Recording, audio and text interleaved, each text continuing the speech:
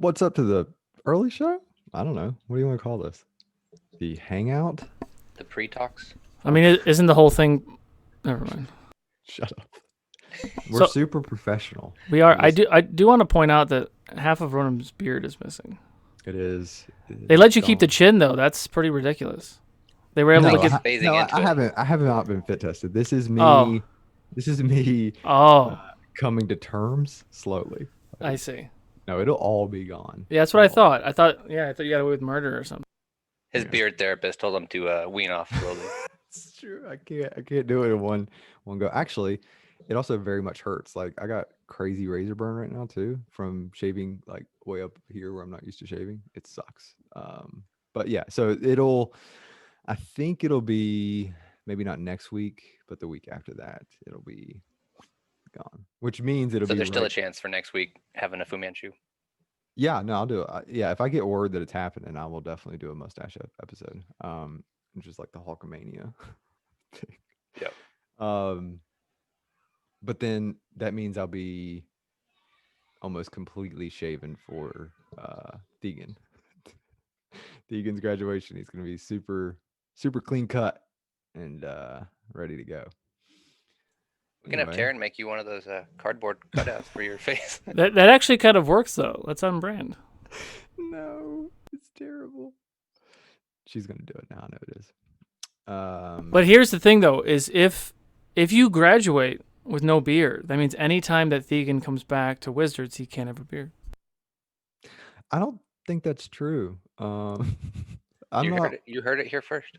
not one of the amazing cosplayers that we have. I just show up and be a dick. So beard or no beard. Anyway, how are you, chat? What's going on? Oh, just a bunch of stuff about my beard. Sad. I could draw on the beard. I have actually. I used to have the really I don't know, The 80s stereotypical style. no, just the thin line, the pencil, you know what I'm talking about? And that was my thing for a long time. And I nicked it like a big chunk right here. And so I used my at the time girlfriend, now wife, her eyeliner? You can I call don't it guyliner. Guyliner? I don't We're know. all It was, friends it was something. I don't remember what it was, but I used it for like a day and a half to cover it up. You got to do what you got to do. I'm not going to shave the whole beard off just because I messed up. But now I'm like my dad. So if I mess it up, it'll probably be okay by 5 o'clock. So, all right. Sorry. I'm getting ready. Zoom filter, that might work actually. I didn't think about that. What do we have to see you in guyliner? Dude, I'll do guyliner. That's like a throwback to high school running there. I'll do guyliner for sure. Seeing Eddie do it made me really want to do it. Mr. Smoky Eye. Mm-hmm. I'm big into guyliner stuff. All right, so this is me preparing because I didn't. I have the things. I think I have my script ready, but just little things. But I figure what we'll do is we'll just kind of chat it up first 5 or 10 minutes and then kind of get started. I don't know. Very organically. I don't know. But if you guys have any questions, like I was going to do this to see if like you guys wanted to maybe have questions for me and that way I'm not like interrupting them or if you just wanted to bullshit or whatever. I will say this is going to be a very interesting episode. Oh. This a fabled after dark during day. Yeah, it's Charlotte Gall got me tripping, man. God. Oh my gosh, I was dying. I had tears. Whew. I feel like I was writing this up and I was sitting there thinking, I was like, man, will Deegan sacrifice Anna to overthrow the professors? Next question. No, she's in chat. No, no, he wouldn't. No. Honest answer. I feel like when I was writing this up that this was like the 2 most immature shows I've ever written in my entire life. And then I got down to Realms and it was very like, it's very intense, very crazy, very like standard like D&D good stuff. And I'm like, I don't have a lot of like I don't there's not a lot to poke fun of here. Like people almost died. Like so then I figured out a way to make fun of people almost dying. So it's okay.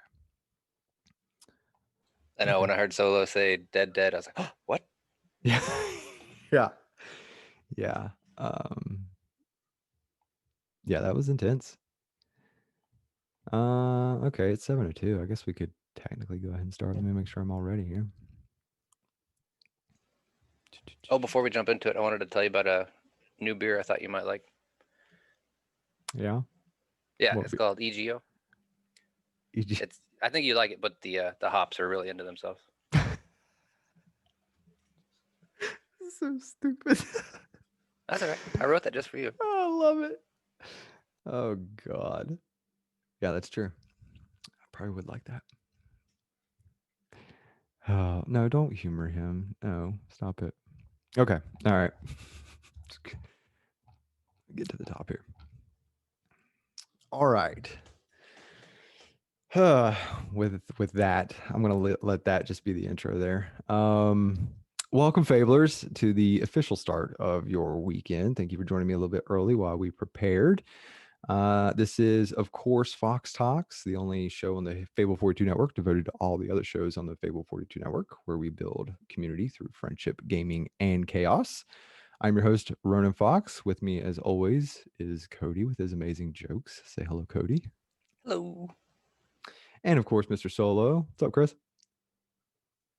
Howdy, howdy. All right. If this is your first time joining us, welcome to the show. Glad to have you. This is basically the show where we take a factual look back at this week's campaigns and put a Fox twist on all the choices that were made. Tonight, we sit down with our special guests, Lizz, Metcalf, and the Casual Campbell.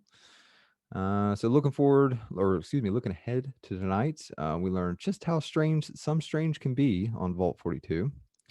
And on Legends of Shaw Gall, we learn about the birds and the bees, but only after the KISSING.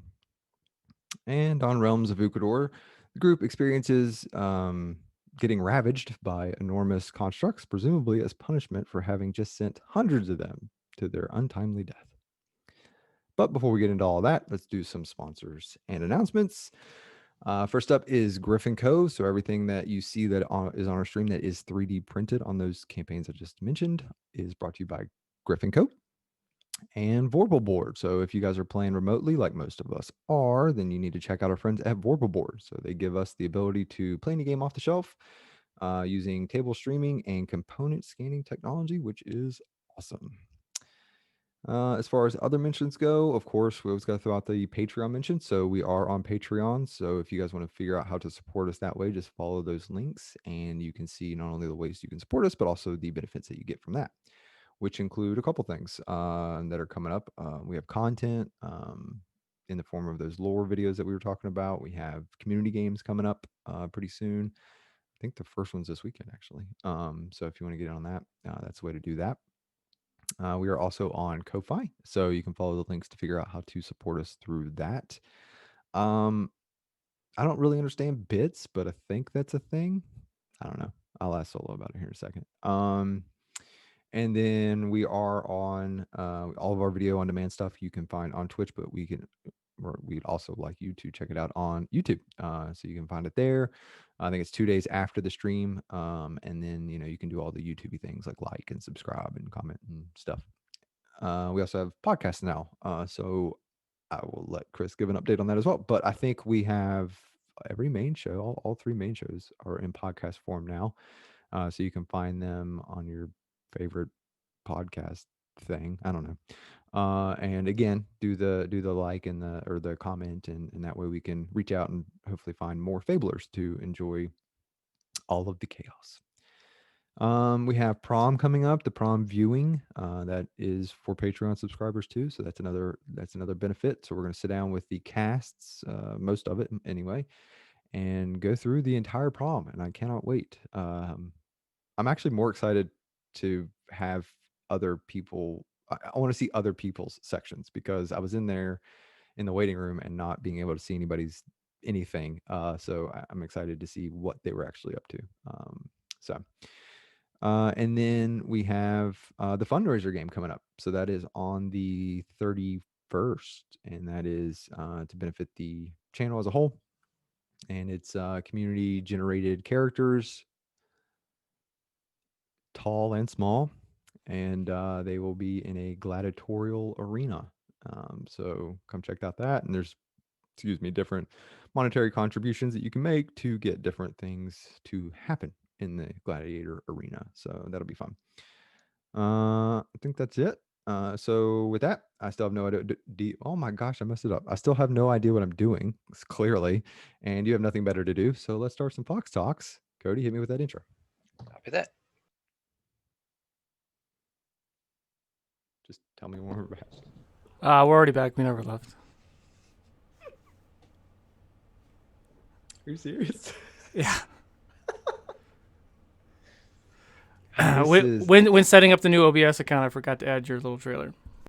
Oh, cool. We'll pretend that this is 4 seconds. Fawks Talks. This is my intro. And we're back. Anyway, whatever. This is why it's the flagship show, guys. It's all about professionalism here. All right, cool. Whatever. Okay, cool. So, yeah, what's going on with everybody? How's everybody's weekend going? Cody, how are you? Doing pretty good. Still dealing with the raising a puppy, but the puppy issues. Getting any easier? A little bit. Yeah.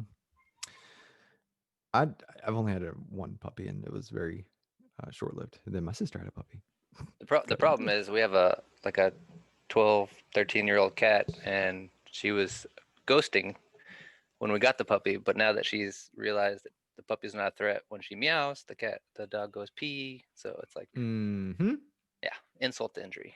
All good things. Yeah, I honestly, I didn't really do much this week. Watched all the streams, worked a lot, didn't get a lot else done.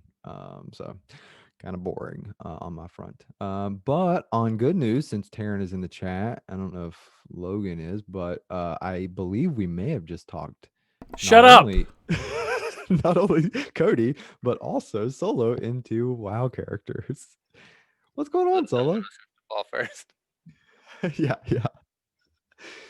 What's up, Chris? What are you doing?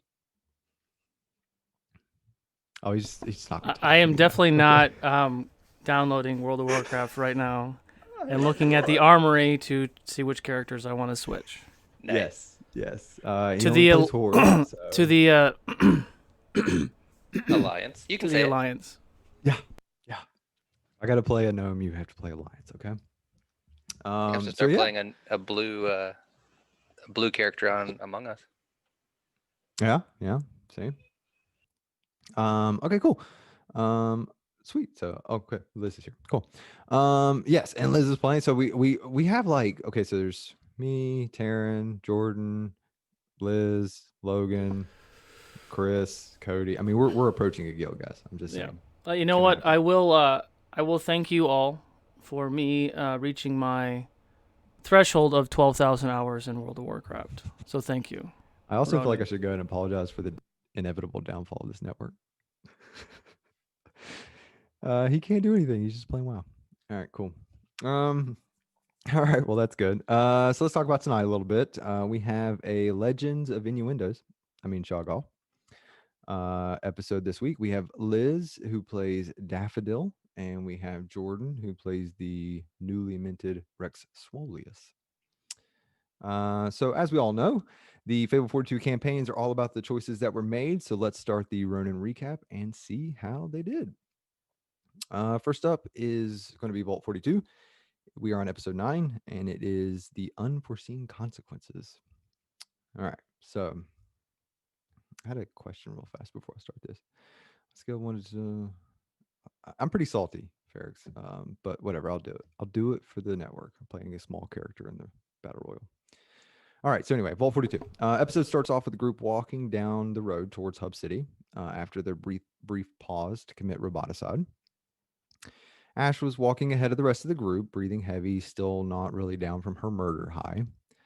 Tipper, feeling bad for her actions during that previous fight, does the worst possible apology by approaching Ash when she's in this mood, like a matador trying to talk down a bull. Tipper asks about the robots, again, as if one tongue lashing isn't enough, which, if you're Marcus, he'll always be asking for more lashings. Ash clenching her jaw to the point that it is now the second strongest muscle she has behind her, quote, bulging thighs. She reaffirms that robots are not to be trusted, which I sort of agree with, like when you're forced to Google Mr. Marcus and then see nothing but porn ads asking me to meet local singles. As the day progresses, they are faced with the decision of whether or not to travel at night, and they decide they'd rather camp than face what may lurk out there. Well, I say that, but it's really, I mean, we just know that they want another opportunity to have an awkward night's snuggle like they did the night before. Ash, after looking around and seeing fuck all, then turns on her Pit Boy radio, seemingly to signal to Tipper that she doesn't want to rip her face off, which I kind of wish she would. I mean, it's how everyone else pretty much discovered her secret. The Pit Boy blares out an old scratchy tune, probably sounding like Daffodil singing Rex is yet to come. I mean, best is yet to come. The best is yet to come. With the song blaring, they continue and eventually pass by Taryn in her ever so slightly more macabre form and on their way to the old shack of guts. Petra is ready for rest as she's still dry heaving this morning's breakfast and has a glow that Clay still somehow manages to find attractive. I say that, but let's just be honest. He's really just pining for a woman's attention. Any woman at this point. As they approach the area of the shack, they debate on the best place or time to lay down. Ash is frustrated, like when you ask your picky wife to select where you're going to eat, and her answer is always, "Oh, I don't care." But it's actually Petra that makes the decision for them, as she decides one more step may lead to an accident and she doesn't have a change of pants. Clay will pick up Petra and carry her to the shack. As a father of two, I can say that he may not want to make any sudden movements lest he may need a shower of his own. They make it to the murder shack, which, side note, I made a mistake last week. I said that they made it there, but it was actually an abandoned house. So, whoops, blame Cody. Anyways, the shack is how they left it, minus most of the stingwing meat and the maggots. Not sure if that's a good thing or not. Clay carries Petra across the threshold, and I think, depending on the nature of her sickness, they may have just had a shotgun wedding. Very similar to my parents, except the two seem pretty sober. Ash gathers up sticks for a fire, and it's weird that the two that are used to wandering these areas haven't yet started a fire on this journey. I mean, I know why Marcus won't intrude on watching Miss Ash rub some sticks, but Clay, what's your excuse? After a bit, Clay wakes up Petra, who is apparently a bear in the morning. Take note, Clay. That shit only gets worse. Wait until she has a dream that you cheated on her and wakes up mad at the real you, as if you had any control over it whatsoever. He convinces her to drink and stay hydrated, and she begrudgingly agrees. Tipper runs a bioscan on Petra, and our little Baymax then reminds Clay that she can purify food, and which is several hot burps and a few wet farts too late. But it should be noted that it took until now for Clay to piece together that Petra isn't pregnant. Now, I'm no expert, but they've been together like 10 minutes. I'll give him the benefit of the doubt. Maybe he assumes that she was pregnant, but it wasn't his. Well, foreshadowing. That assumption's about to get a bit more severe. Either way, he and Tipper speak out about her nature and her desire to tell Ash. Clay warns Tipper not to tell Ash of her secret and offers to give a distraction in the future if she wants to purify that food. If it's the shirt trick, though, it really only works on Petra, so he's going to need a plan B. Plan B. During this time, Marcus stays quiet in reflection, probably thinking of all the things that he'd like Ash to do to him. Speaking of, Ash is going to take first watch. Tipper wants to help out her bestie, but Clay tells her that she needs to get some rest and that he'll stay up with Ash. While they watch, Petra is having odd dreams, causing her to mumble and repeat two names, Tom and Johnny. In her defense, it's been a long time since that menage a trois. But I told you those assumptions would grow. Clay's got be feeling a bit inadequate now. He puts it out of his mind long enough to ask Ash about her hatred of robots, but she won't come off of the reason. She's a stubborn asshole. But she does say that they are programmed for heinous acts and can't feel things, which makes me wonder why she wouldn't love them. They seem to be very fucking similar. She then tells Clay that he shouldn't be feeling out here in the wasteland. See? But Clay, after looking at his future girlfriend who's dreaming of 2 other dudes, says that feelings are needed and that being numb is a bad thing. Definition of irony. Clay leaves Ash to do a little patrolling, but not before Clay rubs Petra's back as she moans the name Tom. But fuck that guy, Clay. I bet Tom doesn't even know what a Jinchuriki is. And I bet Johnny thinks that Shippuden is Naruto's last name. So don't worry about it. He takes a look and does see some drag marks and some of the stingwing corpses, as well as a paw print in the mud, meaning that whatever they are, they were here after the rain and may not be far. And I'm sure the smell of Petra's rotting insides may actually attract them back. Clay warns Ash, which seems unnecessary, like telling my dad, "Get ready, the liquor store is almost open."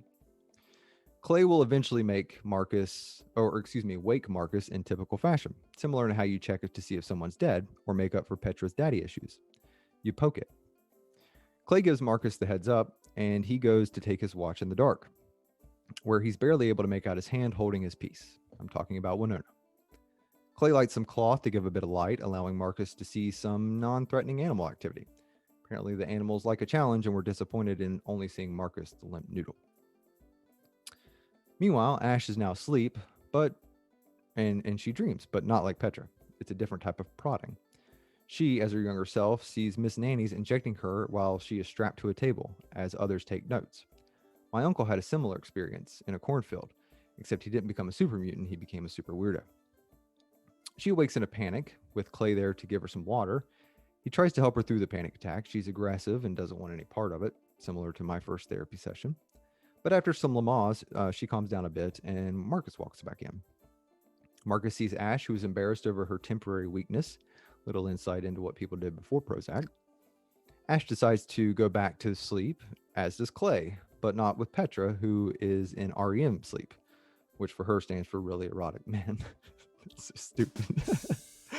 Oh, I'm dumb. During the second watch, Tipper will leave the shack and follow the prince for a bit into the tall grass. She tries to talk to the creatures. They dash off for fear of the robot. Must have been prodded by Miss Nanny as a puppy. Marcus comes up to tell her that she's sort of shouting and that may not be the best approach. Again, foreshadowing. She decides to leave well enough alone and follow Marcus back to the shack this time. As the new day arises, so does our group, which means a fresh set of gut rot rolls. Petra got a good night's rest, obviously, and is feeling much better, which is a good thing because, this is like the worst place to have the trots. Clay seems a bit perturbed, but he brushes it off when he asks Petra. She has no clue about his brewing jealousy. Little does she know that his hit list now includes his dad, Tom, and Johnny. She eventually picks up on his exhaustion and his sadness as the mold continues to grow across this pair. As the morning progresses, Petra is ready to move after being the only one to miss out on that hella awkward evening. On their way out, Ash checks out the prince and realizes that they're canines, so we were this close to having Tipper have a rad pup pet. So, damn it, thanks, Marcus. Meanwhile, some awkward conversation happens between Clay and Petra, like when you ask someone out and they decline, and then you're forced to continue driving them because you're a professional ride service and kicking her out would definitely mean another 1-star review, which is not acceptable because you're 3 months behind on RIP, hypothetically. They finally see someone outside of Hub City, or they finally see the outside of Hub City. They see that it's decorated with orange and black streamers for Halloween, which seems a bit excessive in the wasteland, like when you put cake on icing on Pop-Tarts. Petra seems to be excited by the decorations, but to be fair, if there's one person that relishes in excess, it's her. She'll head to Harry the Butcher, but after being vague about her intentions, Clay makes a comment about Tom because he can't help himself. This pisses off Petra as she appears to have some disdain for him. The moans speak otherwise. But the damage is done. Hell hath no fury like a tiny pink-haired minx scorned. Clay slinks off to find Dexter and any reason to hide. Ash, Marcus, and Tipper will head to Rita's. Upon arriving at the butcher's, Petra spots a small, bald man with a sack. I'm assuming he's wearing clothes, and that sack is some sort of luggage. Turns out he was one of the people that were betting during the fight and knows about Petra's theft. A tiny, wrinkled old man concerned with money. Looks like she took a left at the butcher's and stumbled into Gringotts. Petra plays dumb, like she doesn't have an intimate knowledge of every inch of James. But it's not a bad lie. I don't doubt that she has trouble remembering all of her endeavors. Turns out the butcher has been taken as repercussions for stealing, Dudes named Harry do not have any luck in this place. Turns out she stole from a member of the Armadillos, a gang named after the official state animal of Texas, derived from the Spanish meaning little armored one, and commonly known as hillbilly speed bumps. Man, this show makes me Google some weird shit. She learns about interest and that she owes 900 caps. She first claimed that her skills were worth more than that, but that doesn't manage to help out Harry's situation. Tipper, Marcus, and Ash, meanwhile, will head to Rita's, where Rita's like, what the fuck? She doesn't sell that shit. That's Batista. Looks like our little group was too busy killing husbands to find out where to take the goods. Poor Marcus used the last of his strength to make it there with the supplies, so he'll probably need a long rest before heading across town. To take advantage of the opportunity to tell Rita all about Hannah and Harry, Rita in turn asks about Petra, and after hearing what she's up to, she goes to check it out and informs the group of Petra's misdeeds. Well, not those misdeeds, but just really the robbery. We learn about Rita's addict parents and how she came to Hannah, and so to find her parents' killers, she was pretending to sleep, or she was sleeping with James to try to get insight into the Armadillos. Caps or laps, those are the only two ways to get shit done in the wasteland. Rita tells them that the Armadillos are operating out of Roboco, which is an old robotics facility. Tipper's stomach fills with butterflies as Ash's fills with lead. Rita tells them that they know it was Petra because of the butt note and the missing caps. Not hard to put all that together. The group rightfully defends Petra because Rita could be just as guilty, the old self-report, but we all know better. Tipper wants to warn Petra, but Ash and Marcus want those caps. Loose strings really holding this group together at this point, so they split up. As they prepare to head to Batista's, Ash hulks out and gathers up the sacks of supplies on her own, and Marcus has to suppress his excitement. While this happens, Clay goes to see Dexter, asking again if he needs help. Got to keep that non-employee of the month status. He's like the Cody of Vault 42. Either way, he's put to work. Petra arrives at the bar shortly after, a bit frazzled, looking for anybody familiar. She sees Clay unloading bottles and heads straight for him. Bit awkward, all things considered, but beggars and choosers. She wants to leave, like now, asking Clay to stop what he's doing. He's a bit confused, probably by the fact that a woman he knows wants to leave with him, as opposed to without him. She drags Clay from the bar just as Tipper is arriving. Tipper screams their names, and she is urgently says she has to urgently speak with them, like she has learned nothing from the puppy incident. She follows that by telling Petra that people in the town think that she stole something. About as subtle as that person in the store on the phone yelling at their doctor about their herpes diagnosis. Meanwhile, Ash and Marcus stop in at Batista's, who seems pleased with the plump carrots and juicy melons. A little too pleased, if I do say so. He even goes on to succulently describe Hannah's pie, and that's where I tuned out. The mental images were just a bit too much to handle. I picked up where Marcus was trying to acquire payment for the group, even though there were only two people present. Marcus does manage to talk him into the proper payment, and then it's Batista's turn to ask about Petra because it seems to be the only topic of choice in this town. He asks the least two charismatic individuals on the planet, and the responses are exactly what you'd expect. Ash and Marcus are getting paid, Petra and Clay are stirring up dust as they flee, and poor Tipper is trying to pull a poor Frizz and hold the group together. I think Noble Nerd summed it up best by calling it a Tipper tantrum. She goes after Ash and Marcus to tell them about Petra and Clay. She's 2 seconds from a short circuit, but they agree to go look for them despite any lack of sympathy on their part.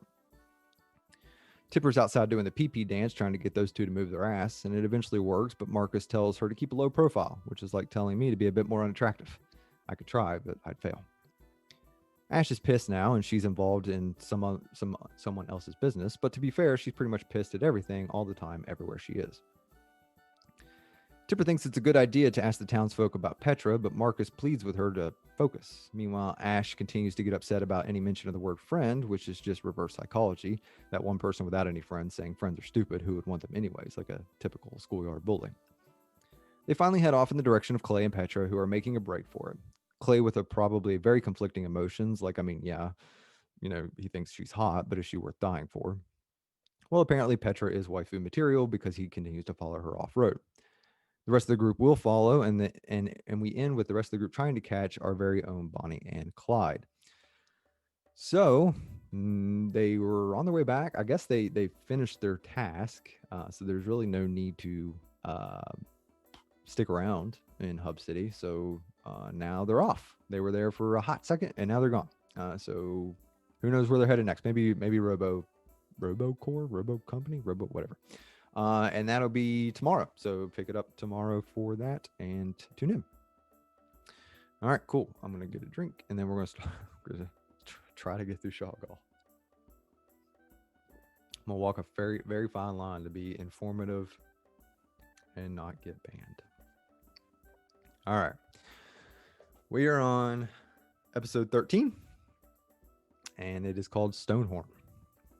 So we start the episode with the legends still enjoying their evening away from the hellhole with Broski, Goliath, Brad. The music continues as Rex and Jinx have a staring contest while performing the creepiest rendition of Dirty Dancing ever. Frizz, like so many of her protective fathers, is watching Jinx like a hawk, like a 400-year-old overbearing nearsighted hawk. He naturally gets called out by the living bullhorn Mata, so he tells Oscar to take over his watch. Mata and Frizz continue to argue over how intrusive to be. Meanwhile, Jinx talks Rex into making a break for it, and Jesus, I feel bad for Campbell's characters this week. Forced to tuck tail to chase tail. Brad seems to be enjoying the show, but I kind of feel bad for him, a stranger tossed into this weird mess, like when a blind date takes you to her grandmother's 80th birthday party. As they dash off, Rex tries to keep up with a cat, which would be hard enough for someone who isn't asthmatic. Jinx has a good time poking fun at the future god, all powerful only if you discount his physical stature, second only to Marcus. Once away from the group, they come together for a more romantic dance. I assume Rex's hips are still flared out like it's a middle school dance. But the fun won't last, as Oscar will eventually be sent to find them. But not before Rex leans in and scores a kiss. I want to worship a god that's a furry. Seems like they'd be pretty chill with whatever. Anyway, before he could show her his rocks, Oscar comes to show him his, and the moment is dead. The group will eventually lay down in the cabin, with the exception of Daffodil, who prefers a more natural setting. Not like under a car tire, but like under a tree. Brad will also sleep outside. Dude likes to chill under the bitch and stars and shit. The interior of the cabin is human-sized and not exactly well-maintained, but it sure beats the hell out of the Aladdin Cave of Wonders they just left. Mata and Frizz eventually elect to stay outside to give the young couple the alone time they are so desperately pining for. Rex takes full advantage of this prime opportunity to read. Jinx organizes her shit in her bag, and this is officially the worst Skinamax I've seen. Jinx, tired of being third wheel to some paper, gets his attention. He gives her a quick kiss, and then she gives him shit for neglecting her. Rex uses Mage Hand to close the drapes.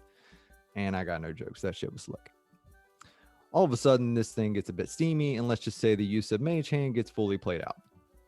No word on what Jinx thought of the magic missiles, or how the magic mouth was, or who cleaned up the collar spray that was catapulted all over the walls. The next morning, the group awakes, some stickier than others. Oh, fuck you, I'm talking about Daffodil and her sap on the tree. The Goliath is cooking rabbit, and Daffodil ensures that it's not possum. Easy enough, as long as there's no giant rat tail hanging out. The lovely couple within the cabin, while quick to come in, hesitates to come out. Daffodil makes the first move by bringing food. Rex answers the door, probably desperate for hydration. I assume he was clothed. They never said, but I assume. Brad is ready to head out soon, as is Rex. If they're busy, that's less time for awkward questions. And they will be busy as the trail to Stonehorn presents its own trials. The first hurdle is crossing the river. Surprisingly, they manage it without issue.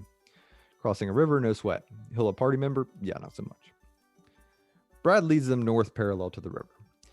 It's a calm day. No dead gnome husks that need weird burials or hands plastered all over trees, so they're already better off. On the trip, Jinx asks Mata for help. Thanks Mata for helping with Frizz. She's like a cool aunt. Reinforce this by the fact that Jinx also confides in her what happened between her and Rex. After a few hours, they can see Stonehorn on the horizon, which is with its very large piece perched upon a crevice, jutting out from the center for all to gaze upon. Like the guy who recently lost 5 pounds, and when he looks down, he's really starting to see some changes.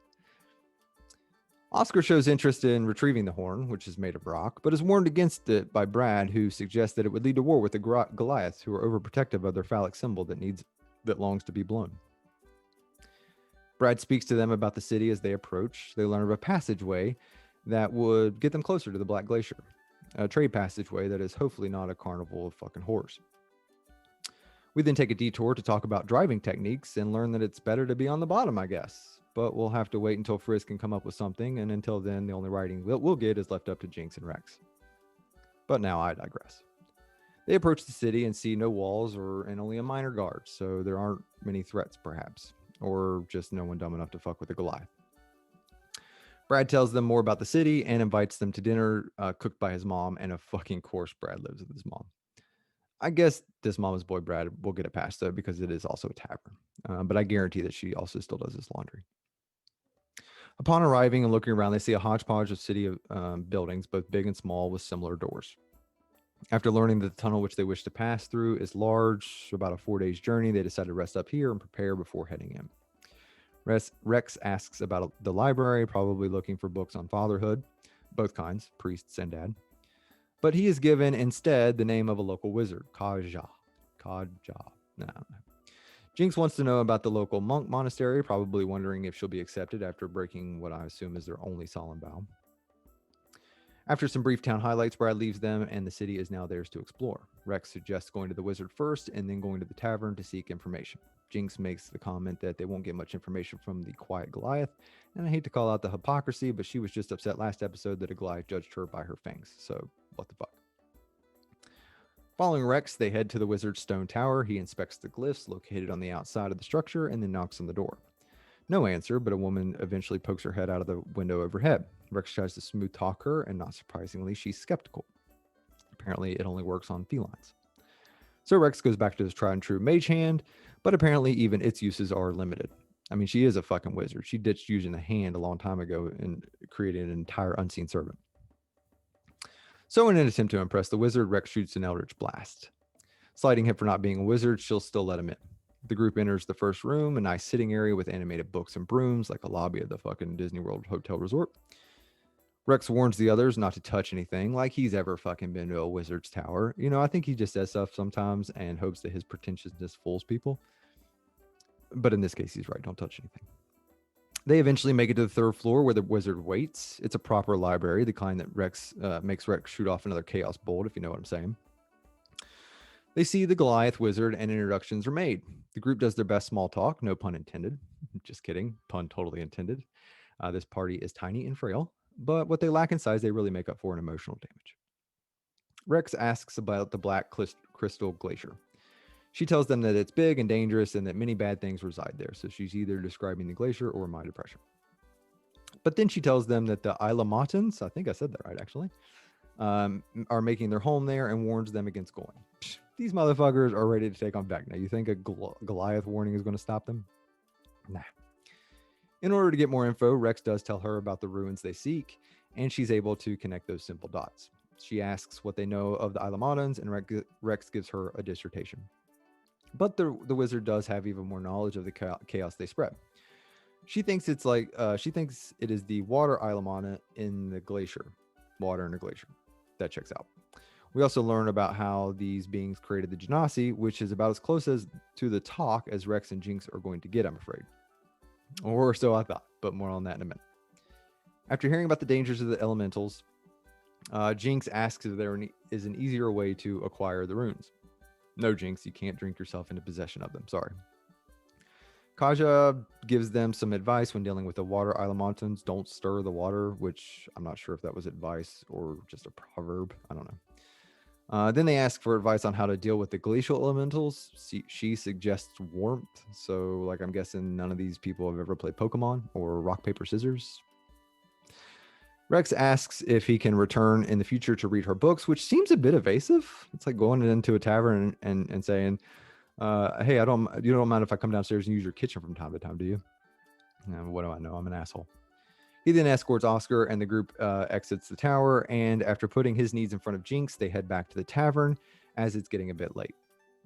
They walk in and see a variety of tables and stools with large size discrepancies due to the odd collection of townsfolk.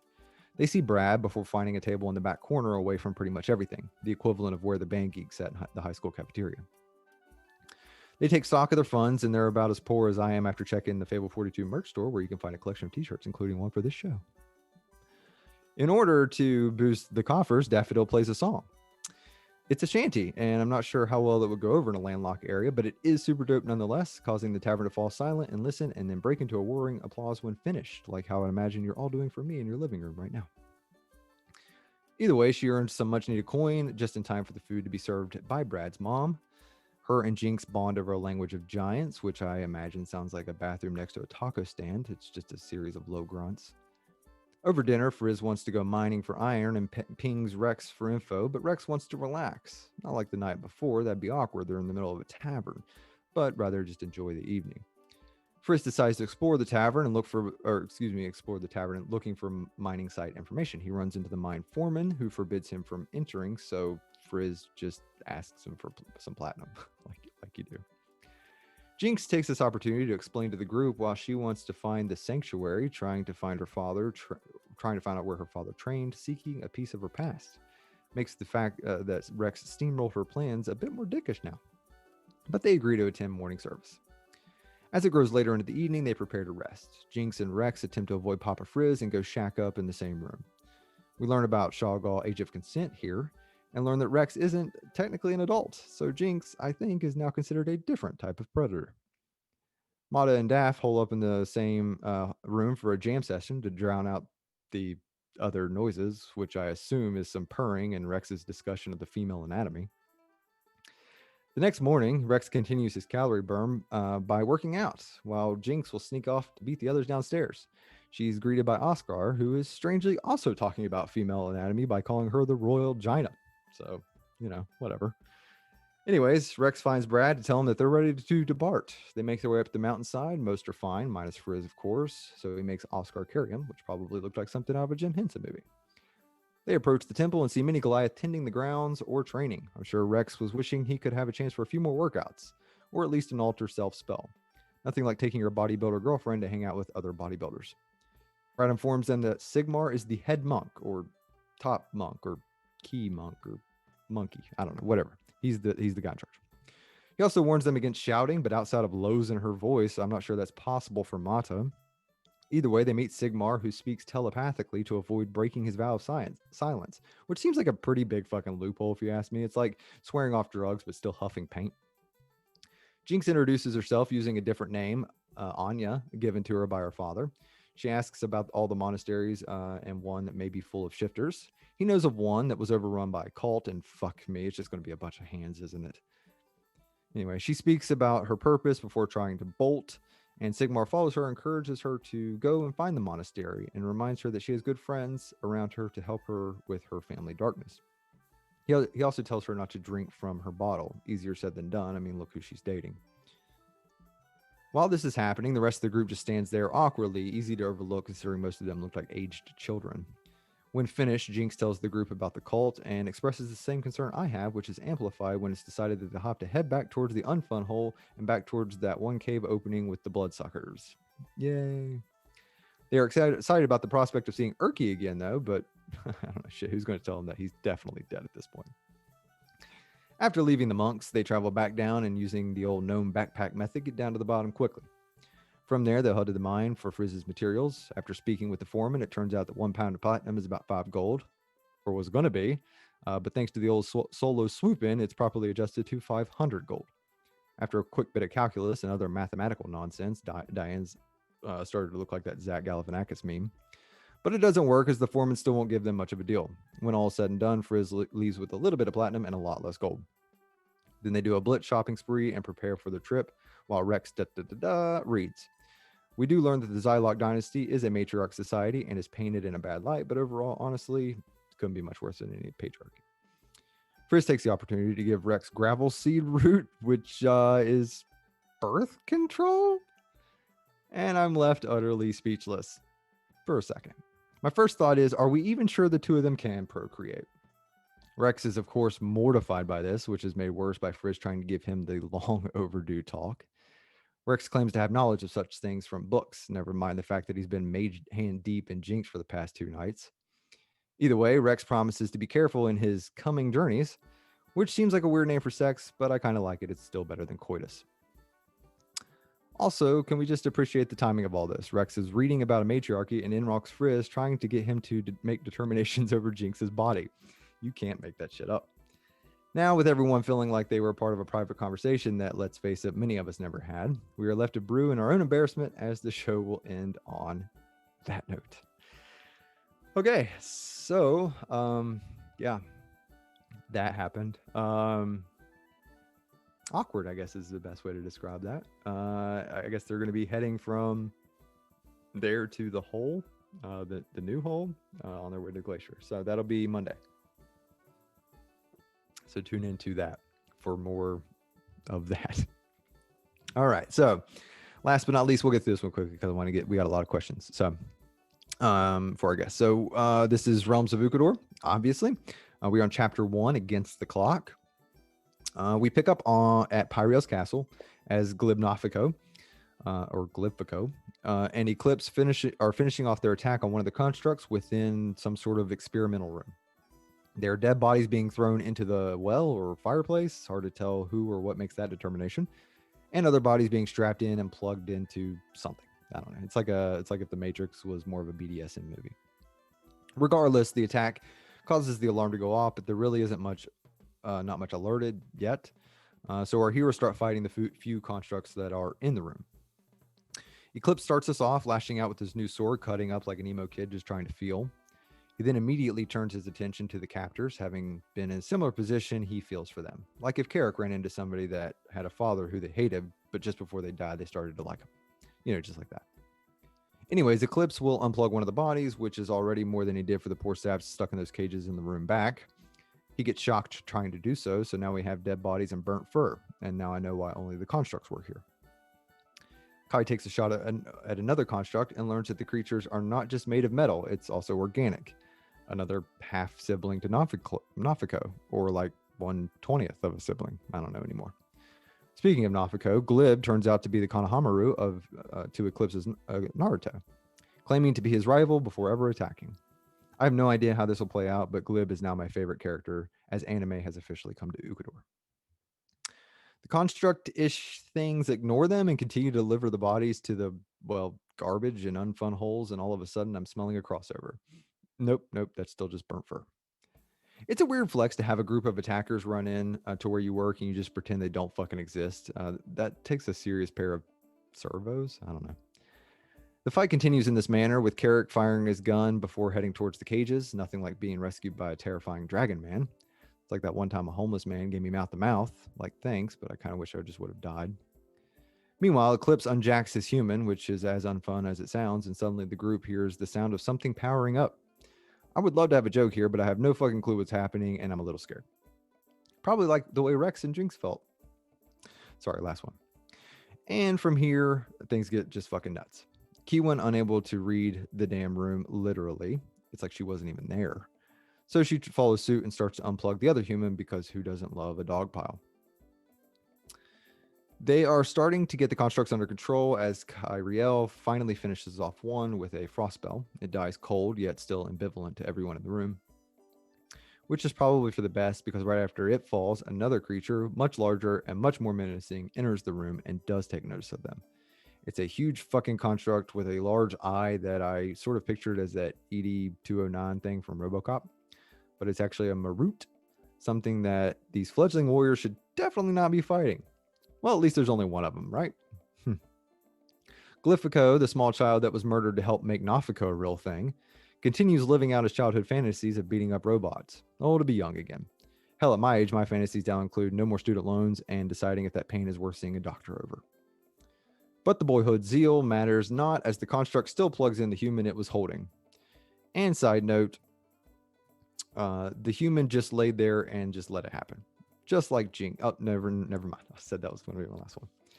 Anyways, keeping with the anime theme, Carrick shows off his Dragon Balls by taking the first shot at the big Marut, but he misses and the threat becomes very apparent. Like that rash that started off small, but it's 3 days in and it almost to your knees at this point. Kiwin finishes up unplugging her other human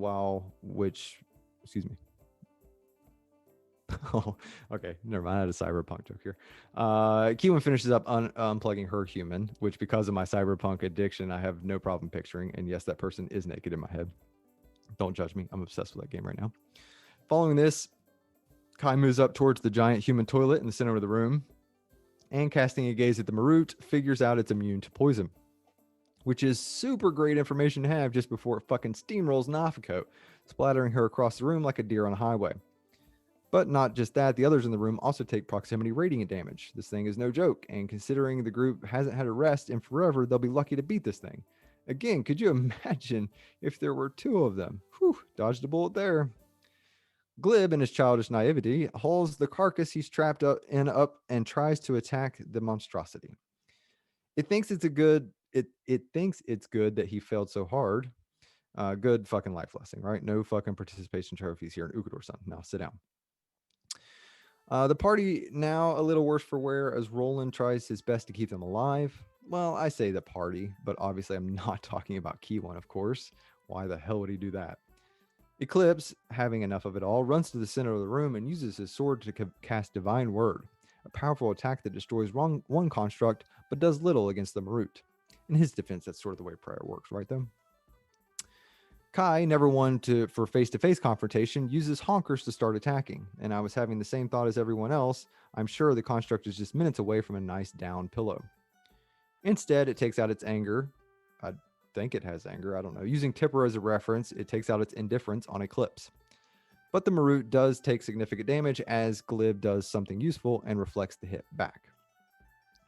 And on we go as Glyphico, Eclipse, and Carrick all manage to hit the construct, but it's like tapping a car with a wooden spoon at this point. The scratch and dent refrigerator then punches Glyphico so hard that it almost separated three of her personalities. So back and forth it went. The group continues to take potshots at the terrifying Cylon while shoving healing potions down each other's gullets, trying to outlast the thing.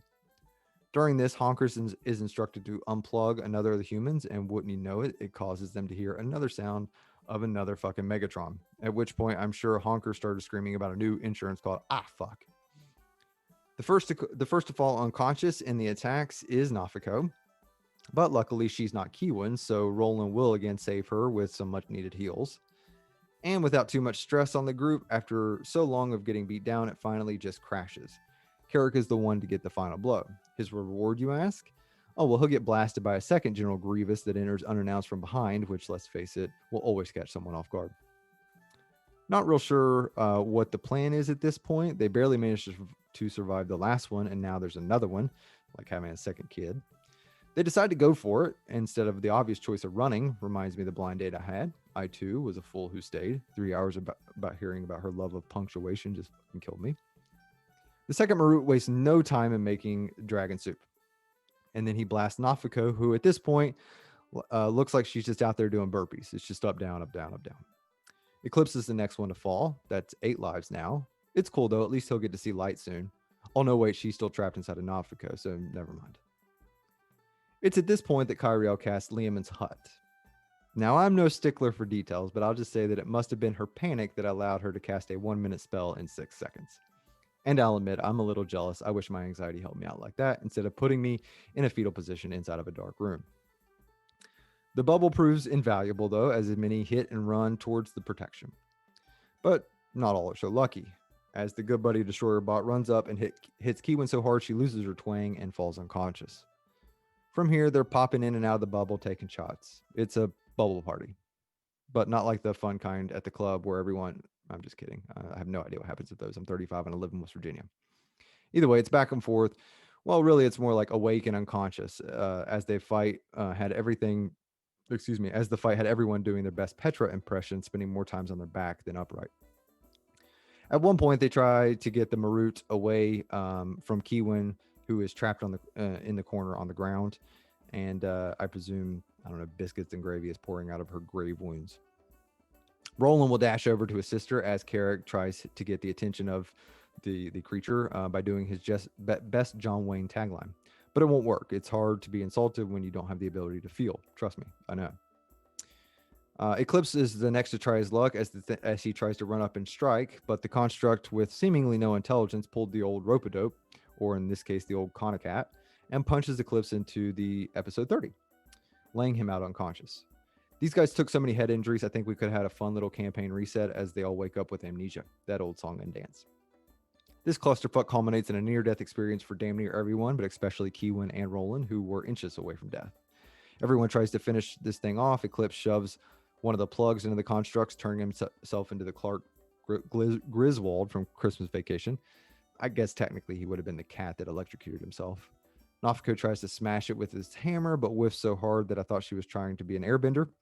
But finally, as it looks completely hopeless, our very own Lone Ranger, who has been revived like 4 times at this point, finally manages to kill the enemy with a well-placed shot from his gun.